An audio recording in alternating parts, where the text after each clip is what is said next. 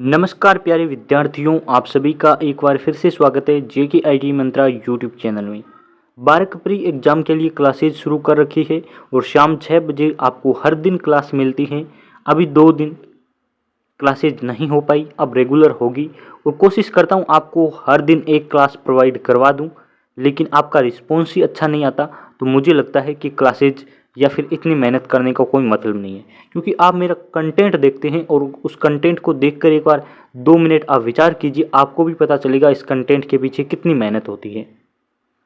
Complete आपको analysis के तौर पर क्लासेज देते हैं, एक एक इम्पोर्टेंट क्वेश्चन प्रीवियस पेपर से उठाकर लेकर आते हैं और उसके बारे में जितनी इम्पोर्टेंट बातें होती है वो आपको एक साथ प्रोवाइड करवाने की कोशिश करते हैं। फिर भी व्यूज़ के मामले में एकदम पीछे चलते हैं, तो हमें लगता है कि इससे अच्छा एक बार क्लासेज बंद कर देते हैं। जब एग्ज़ाम आएगा, एडमिट कार्ड आएगा, उस टाइम शुरू कर लेंगे। लेकिन रेगुलर क्लासेज और एडमिट कार्ड के बाद की स्टडी दोनों में काफ़ी डिफरेंस होता है। ये वाली पढ़ाई होती है सिलेक्शन वाली तैयारी और वो वाली होती है केवल एग्ज़ाम पास करने की दृष्टि से।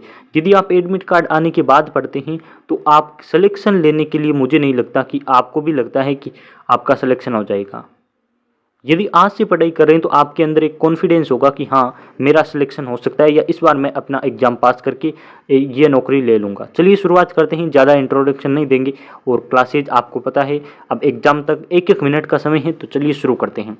बार्क प्री एग्ज़ाम के नाम से एक प्लेलिस्ट बना रखी है, आप उसे जाकर देखिए। बार्क प्री एग्ज़ाम के नाम से प्लेलिस्ट मिल जाएगी। उसमें पहले से जो क्लासेज हो रखी है वो उसमें है, 15-20 क्लासेज हो रखी है। Math, general awareness, general science सारों के क्वेश्चन प्रोवाइड करवा रखे हैं। नेवी, ट्रेड्समैन और सीपीआरआई की तैयारी के लिए भी आपके लिए प्लेलिस्टें हैं, जाकर देखिए। इंपॉर्टेंट क्वेश्चन करवा रखे हैं। देखिए आज के क्वेश्चन की तरफ बढ़ते हैं और आज हमारी जनरल अवेयरनेस के इंपॉर्टेंट क्वेश्चन हैं, साथ में साइंस के भी क्वेश्चन आपको देखने को मिलेंगे, तो आप जरूर तैयारी करना शुरू कर दीजिए। देखिए अब आपके सामने क्वेश्चन नंबर 1 है, अगर पृथ्वी की घूर्णन गति को बढ़ा दिया जाए तो भूमध्य रेखा पर शरीर का वजन। नया क्वेश्चन है और यदि आपके एग्जाम में आ जाता है, मान लेते हैं मैं ऑप्शन हटा देता हूं और ये एग्जाम में क्वेश्चन आता है, तो लगभग मैं कहूंगा मेरी वीडियो देखने वालों में से ये क्वेश्चन 60% बच्चों के तो गलत होगा। 20% ऐसे बच्चे होंगे जो तुक्का मारेंगे और उनका सही हो जाएगा। 20% बच्चे तब भी बचेंगे, मैं उनका कहूंगा उनको याद होगा, उनको आंसर पता होगा। 60% का तो इनडायरेक्टली गलत ही है, मैं ऐसा मानता हूं। तो आपके लिए नया क्वेश्चन है। यूपी आर्विनल ने ये क्वेश्चन पूछा था 2021 के पेपर में। उनके जनरल साइंस नहीं होती है, लेकिन उन्होंने जनरल अवेयरनेस में ये क्वेश्चन पूछा था। अगर पृथ्वी की घूर्णन गति को हम बढ़ा देते हैं, मान लेते हैं ये पृथ्वी है, इसकी घूर्णन गति की स्पीड को हम बढ़ा देते हैं, तो वो पूछ रहा है कि भूमध्य रेखा पर शरीर का वजन, तो ये कम हो जाता है। ये आपको ध्यान रखना है। अच्छा क्वेश्चन है, इसे जरूर पढ़िए। भूमध्य रेखा पर आपकी ये क्वेश्चन जनरल साइंस में आएगा, जिसे आप जीएस मान सकते हैं। जीएस में इस आपके क्वेश्चन आएगा। आगे बढ़ते हैं। ये दे रखा है मैंने इंग्लिश में क्वेश्चन, क्योंकि मांग आती है कि हिंदी और इंग्लिश दोनों में प्रोवाइड करवाइए। तो इफ द आपकी spinning speed of earth the increased then the weight of body at the equator, इस प्रकार से लिखा है। आप इंग्लिश पढ़ लीजिए, हालांकि मेरी इंग्लिश भी थोड़ी कमज़ोर ही है। डिक्रीज इसमें आएगा, यानी कि कम हो जाएगी।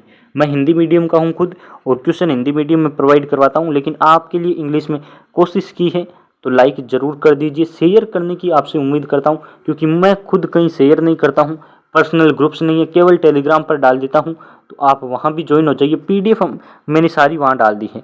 पीडीएफ में क्या करता हूँ, 7-8 पीडीएफ एक साथ प्रोवाइड करवाता हूँ, लेकिन अब से कोशिश करेंगे रेगुलर आपको पीडीएफ दे दें। तो अब देखिए, निम्न में से कौन भारत में नागरिकता के अधिकार को नियंत्रित करता है। भारत में यदि नागरिकता के अधिकार की बात करें तो ये संसद कंट्रोल करती है।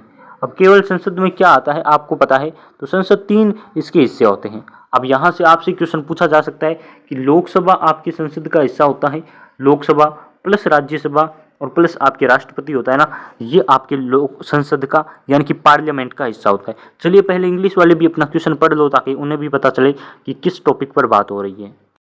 क्वेश्चन आपका कह रहा है, which among the following has the power to regulate आपकी the right of citizenship in India. तो ये द पार्लियामेंट आएगा, इसमें आपकी राज्यसभा, लोकसभा और राष्ट्रपति तीनों आते हैं, प्रेसिडेंट। और अब देखिए इसमें क्या आपको ध्यान रखना है, एक और जनरल अवेयरनेस में क्वेश्चन आता है कि लोकसभा संविधान में किस में है, राज्यसभा किस में है। तो ये आपको एक ट्रिक से याद रखना है, सरला।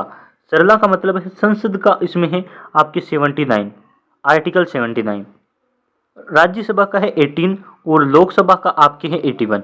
ये आपको ध्यान रखना है। ये आपके संविधान के क्रम है, अनुच्छेद हैं। अब देखिए मैंने पीडीएफ में तो सरला ऐसे तीर लगा के लिख दिया है, लेकिन आपको समझ में तभी आएगा जब आप मेरी क्लास अटेंड करेंगे। तो ये क्वेश्चन भी अभी डीआरडीओ के एग्जाम में आया था, जरूर पढ़िए। ये ट्रिक बड़े काम की है, इस ट्रिक से 1 नंबर आपका पक्का हो सकता है, और मार्क में तो 3 नंबर है, तो 3 नंबर पक्के हो सकते हैं। क्वेश्चन देखिए, विच among the same, he question है क्या, इंग्लिश में दे रखा है, फिर से पढ़ दीजिए आप। आगे है उत्तराखंड किस वर्ष अस्तित्व में आया। बहुत ही अच्छा क्वेश्चन है, बहुत कुछ सिखा कर जाएगा, और इस एक क्वेश्चन पर मैं लगभग 5 मिनट बोलने वाला हूँ। क्वेश्चन क्या है, उत्तराखंड किस वर्ष अस्तित्व में आया। बार्क, इसरो में भी जनरल अवेयरनेस आती है, यानी कि वो आती है, मैथ आती है, तो इसके नॉन टेक की तैयारी के लिए आप चैनल को सब्सक्राइब कर लीजिए। क्वेश्चन आपके है, उत्तराखंड किस वर्ष में अस्तित्व में आया। तो मैं आपसे ये कह रहा था कि यदि आप navy tradesman, CPRI, BARC, Delhi metro, आपकी डीआरडीओ, रेलवे एएलपी टेक्नीशियन, किसी भी नॉन टेक की तैयारी कर रहे हैं तो इस चैनल को सब्सक्राइब कर लीजिए और फ्रेंड सर्कल में शेयर कर दीजिए। उत्तराखंड की बात ही नहीं करेंगे, सारे राज्यों की, केंद्र शासित प्रदेश की आज बात कर लेंगे। हालांकि आपकी ये पूरा क्वेश्चन आता ही नहीं है, क्वेश्चन आता है उत्तराखंड किस वर्ष अस्तित्व में आया, और ऑप्शन देता है आपके ये वाले पीछे वाले ऑप्शन देते हैं, यानी कि ईयर में देते हैं 2001, 2002, 2004, 2008, तो आपको करना है 2000। हालांकि आप देखिए क्वेश्चन में 2000 के 2 ऑप्शन दे दिए हैं और नवंबर के भी 2 ऑप्शन दे दिए हैं, तब आपको पूरी डेट याद रखनी है। 9 नवंबर आपकी 2000 को उत्तराखंड आपके उत्तर प्रदेश से अलग होकर नया राज्य बना था, आपको ध्यान रखना है। अब देखिए इंपॉर्टेंट क्वेश्चन यहाँ से शुरू होते हैं। पहले सभी राज्यों की बात कर लेते हैं, तो राज्य आपके आंध्र प्रदेश, आंध्र प्रदेश से संबंधित क्वेश्चन आता है। प्रथम भाषाई आधार पर बनने वाला राज्य कौन सा है, आंध्र प्रदेश, याद कर लीजिए, इंपॉर्टेंट क्वेश्चन है। 1 नवंबर 1953 को बना था, यानी कि आपकी 9 नवंबर को क्या बना था, अभी अभी उत्तराखंड में बताया है, वो 2000 को बना था। ये 1953 को, 1 नवंबर 1953 को राज्य पुनर्गठन आयोग 1956 के आधार पर इसे बनाया गया था। अरुणाचल प्रदेश की यदि बात करें तो फरवरी 20, यानी कि 20 फरवरी 1987 को बना था। पहले इसे उत्तरी पूर्वी क्षेत्र अधिनियम 1971 के तहत केंद्र शासित प्रदेश के रूप में बनाएगा, बाद में इसे अरुणाचल प्रदेश राज्य अधिनियम 1986 में बदल दिया गया। तो यह राज्य बना है 1986 का अधिनियम है, और 20 फरवरी 1987 को राज्य बना। राजस्थान अपना राज्य है और इसके बारे में सबको याद है, 30 मार्च 1949 ये इसकी स्थापना है, वर्तमान राजस्थान की स्थापना है। इसका इतिहास बहुत पुराना है और आप सभी जानते होंगे, पहले राजपूताना के नाम से जाना जाता था, और ये आपके भारत में विलय हुआ उस टाइम 1949 में बना। सिक्किम आपके 16 मई 1975 को बना है, 16 मई 1975 को, और अभी मई चल रही है, 23 मई हो चुकी है, तो ये भी आपको ध्यान रखना है। 1975 में 36वें संविधान संशोधन में इसे बनाया गया। इंपोर्टेंट संविधान का भी क्वेश्चन यहाँ से आ सकता है। तमिलनाडु का क्वेश्चन आता है 1 नवंबर 1956 को, और ये 1 नवंबर 1953 को, इनकी जरूर याद रखिए, आपके राज्य पुनर्गठन अधिनियम से बना है। तेलंगाना अभी अभी प्रेजेंट का है, 2 जून 2014 को आंध्र प्रदेश पुनर्गठन अधिनियम के तहत बना है, आंध्र प्रदेश से टूटकर बना है, और इसकी हैदराबाद राजधानी है, ये भी जरूर ध्यान रखें। त्रिपुरा बना है 21 जून 1972 को, और ये आपकी उत्तरी पूर्वी पुनर्गठन अधिनियम के तहत बने हैं। आगे इंपॉर्टेंट है आपके लिए कि गुजरात कब बना है, 1 मई 1960 को, बम्बई पुनर्गठन अधिनियम के तहत। हरियाणा बना है 1 नवंबर 1966 को, ज़्यादातर नवंबर में बने हैं और ज़्यादातर 1 नवंबर में बने हैं। 1 नवंबर 1966 को बना था पंजाब पुनर्गठन अधिनियम के तहत।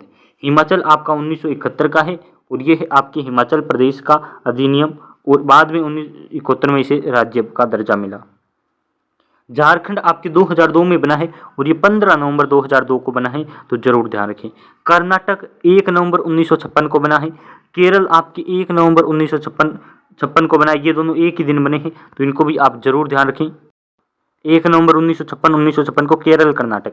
मध्य प्रदेश 1 नवंबर 1950 को बना है, और 1950 में राज्य का दर्जा मिला है इसे, है ना। और महाराष्ट्र 1 मई 1960 को बना है। मणिपुर 21 जनवरी आपके 1972 को, और आगे देख लेते हैं, यहाँ आपको जल्दी देखना है। मेघालय बना है आपकी 21 जनवरी 1972 को, 20 फरवरी 1987 को मिजोरम।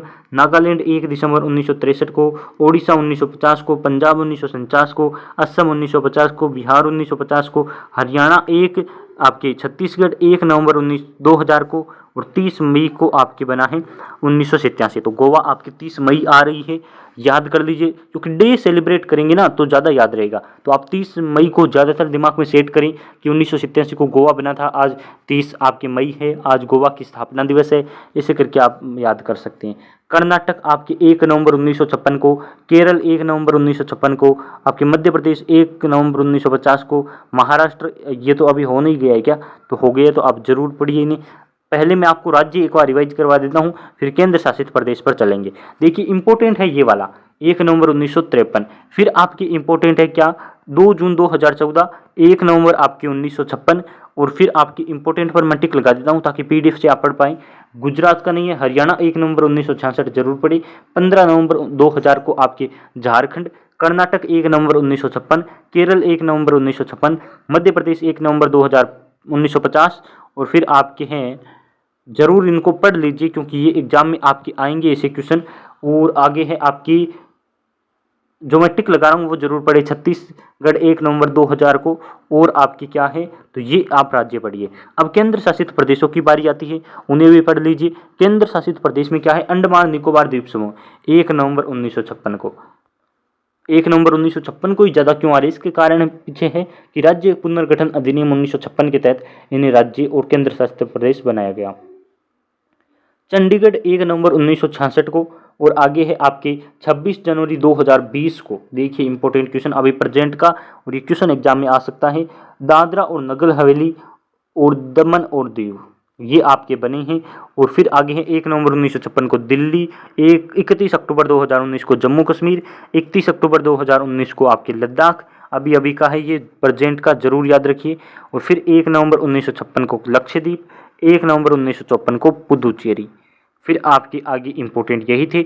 इसका मैं एक अलग से शॉर्ट वीडियो भी दे दूंगा ताकि आप इसे पढ़ पाएँ, क्योंकि क्वेश्चन यहाँ से जरूर आएगा। ये लो आपका क्वेश्चन आंसर यहाँ इसका है आपके 9 नवंबर 2000 का ये क्वेश्चन है, इसे भी जरूर पढ़िए।